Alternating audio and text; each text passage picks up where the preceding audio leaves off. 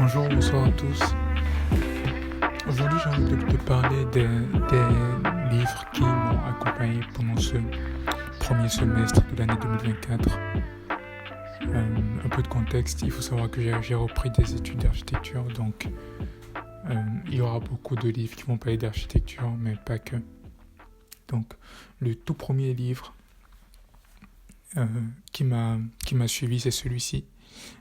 It's not how good you are, it's how good you want to be, de Paul Arden.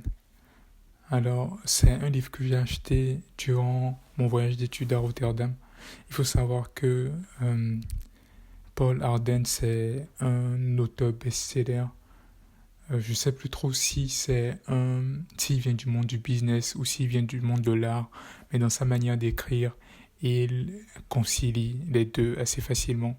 Il donne des conseils créatifs pour des businessmen et des conseils business en guillemets pour des créatifs. Après, la ligne qui est entre les deux est quand même relativement fine. Donc, je trouve ça normal après de s'inspirer d'un domaine ou de l'autre pour se faire évoluer soi et pour faire évoluer sa pratique. Donc, dans ce livre, Paul Arden parle surtout de motivation.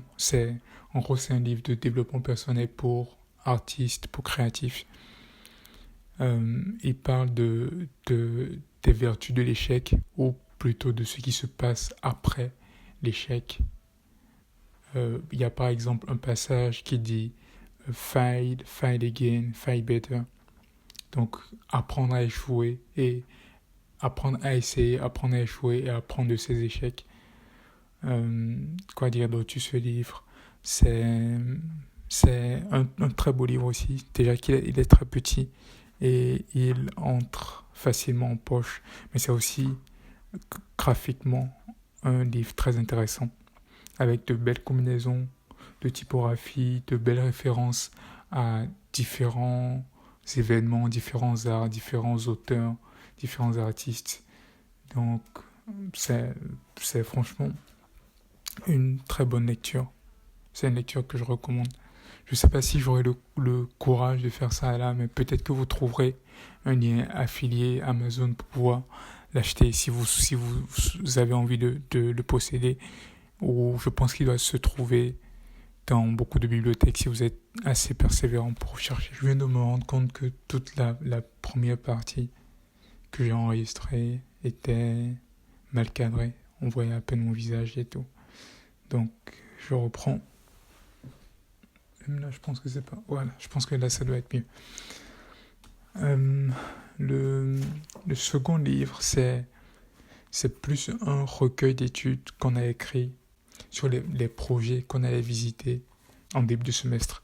Donc, en début de semestre, on a fait ce voyage sur les habitats à Rotterdam. Il faut savoir que Rotterdam, c'est un laboratoire contemporain d'architecture. Donc, on s'est fait ce petit recueil-là avec quelques pièces graphiques sur les différents projets. Je ne sais pas si ça se voit. Donc, quelques pièces graphiques sur les différents projets qu'on allait visiter. Et oui, ça m'a permis de découvrir l'architecture européenne et de découvrir certains architectes européens qui sont très très intéressants, que je ne connaissais pas, mais qui sont très très très intéressants. Il y a aussi cette notion d'imbrication là, mais d'imbrication au service du lieu de vie. Il y a les imbrications et les expérimentations en général en architecture. Il y a par exemple la maison Diagon qui est construite sur une logique de demi-niveau et de diagonale sur tout le lot d'habitation. Mais il y a aussi les imbrications qui servent le propos et qui servent l'habitat. Je vais probablement revenir sur ce sujet une autre fois dans une autre vidéo. Et oui, ça m'a permis de découvrir beaucoup d'architectes que je ne connaissais pas. Il faut aussi savoir que Rotterdam, c'est la ville de Rem Koolhaas, qui est un un architecte très très connu. Je pense qu'il a un prix Pritzker. Et au-delà de ça, son atelier est ce qu'il y a de plus proche pour moi des ateliers antiques en architecture. Il faut savoir qu'avant, on apprenait l'architecture en école. Avant, je veux dire, je pense au 15e siècle carrément, on apprenait l'architecture, euh, surtout chez des maîtres qui faisaient d'ailleurs autre chose que de l'architecture, qui faisaient des arts en général.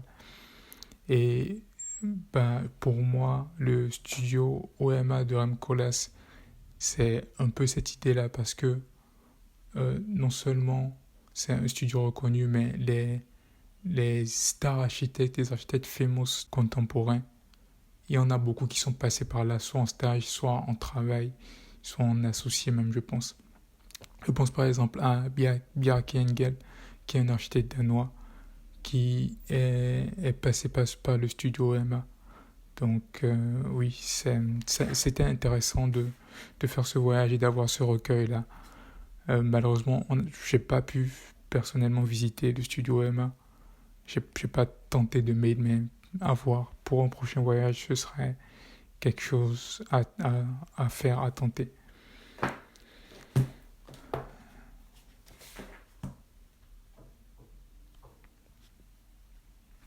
Le troisième livre de ce premier semestre, c'est toujours un livre de mon école, c'est Habiter.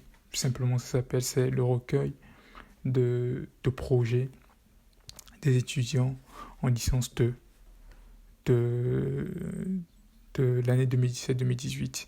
C'est une chose que j'ai fait tard de prendre le recueil de projets des années précédentes. Je pense que j'aurais dû le faire beaucoup plus tôt si vous reprenez des études ou si vous changez d'école. Je pense que c'est l'une des choses à faire pour comprendre les logiques de représentation dans votre école, les logiques même les logiques de maquette ou même dans le projet, les logiques de rédaction, les choses qui sont importantes dans le projet. Je pense que c'est quelque chose qu'il y a à faire et surtout c'est un très beau livre, je pense, avec de très très beaux projets. J'avoue que j'ai pas pu rentrer à l'intérieur du livre et analyser chaque projet autant que je le voudrais, mais c'est globalement bien documenté avec de beaux dessins. Il y a des dessins et la référence des dessins, des photographies, des dessins. Cette année-là, cette promotion-là était allée à Porto pour étudier leur projet. Donc oui, c'est une lecture intéressante dans laquelle je vais me plonger un peu plus. Et on va venir progressivement sur mon top 2 des livres de ce semestre. Il y a premièrement Post-Bubble City. Ça, c'est un livre que j'ai saigné et que je continue à saigner d'ailleurs. C'est un livre écrit par le studio Bourreau, le studio ou l'atelier Bourreau, je ne sais plus comment il se positionne. Et c'est un livre qui... la structure du livre, c'est une introduction chapitre par chapitre sur un concept de l'architecture ou un concept qu'ils ont étudié dans leur studio. Donc les deux associés du studio Bourreau discutent en début de chapitre. Momoyo Kaijima et Yoshiharu Tsukamoto. À chaque fois, ils discutent sur un concept en architecture ou un concept dans leur architecture tout du moins. Et ensuite, ils présentent en détail les projets où ils ont utilisé ce concept. Et c'est vraiment intéressant. C'est un livre. Déjà, c'est stylé parce que graphiquement, déjà, c'est stylé. C'est un livre à la fois en japonais et traduit en anglais.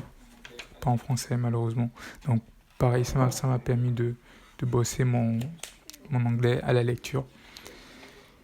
Et oui, franchement, c'est un studio que j'admire leur leur travail de communication et leur travail de pédagogie.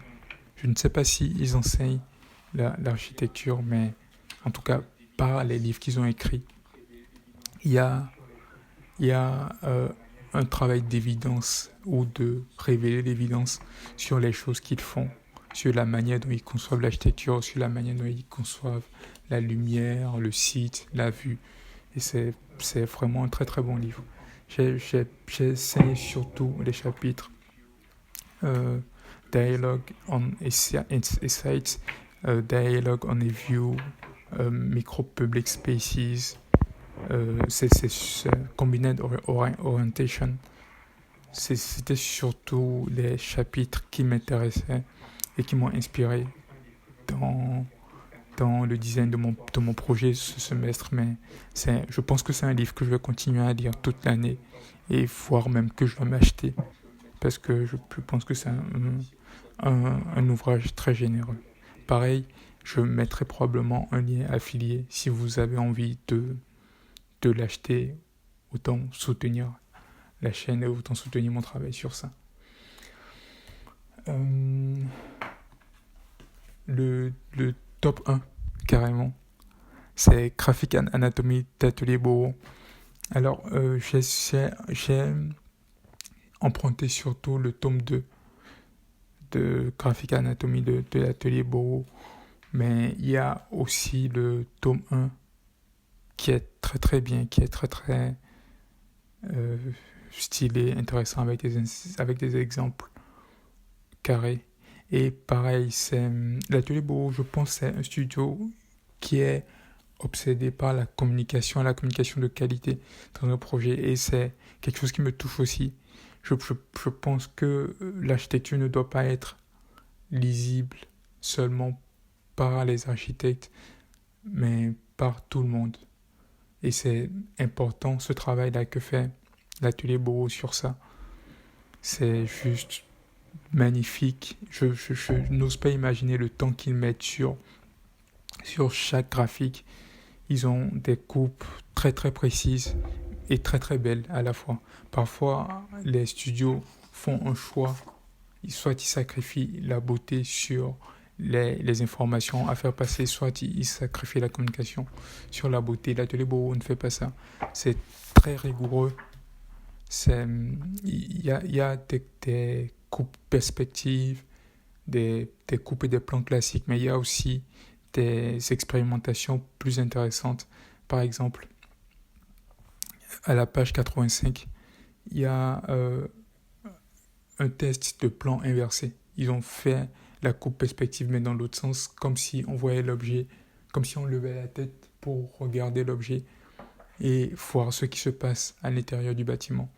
Et pareil, ils sont allés dans le détail sur les personnages à l'intérieur du bâtiment, leur position, la cohérence de leur position. C'est pas juste les personnages qu'ils ont dessinés, mais ils ont travaillé sur la cohérence de la position. Et pareil, c'est un studio qui fait très attention à ce principe de cohérence-là. Par exemple, sur la pièce graphique, il raconte une histoire qui tient jusqu'au bout. Les personnages qui sont présentés en plan sont représentés en perspective ou en axonométrie, sont représentés en élévation, dans les élévations. Et ce sont les mêmes personnages qui soit sont dans la même position dans différentes pièces graphiques, soit sont dans des situations différentes mais cohérentes toujours. Ça peut être une mère qui sort la nourriture du four en plan, sert la nourriture à table dans les plans perspectives, dans les coupes perspectives ou dans les élévations. Et franchement, c'est remarquable. J'aimerais travailler sur mon processus de création graphique pour pouvoir faire cette qualité d'ouvrage, d'œuvre d'art carrément, parce que à ce niveau-là, c'est plus des plans, ça mérite ça mérite une exposition. Et oui, donc en gros, ce sont les 4 ou 5 livres qui m'ont accompagné ce semestre. Dites-moi si ce genre de contenu vous plaît, si ça vous a appris quelque chose, s'il y a des livres que vous aviez déjà lus et que vous pensez relire ou pas. Et si vous avez des suggestions de lecture intéressantes, n'hésitez pas à les laisser en commentaire.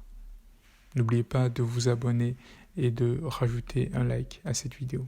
Merci.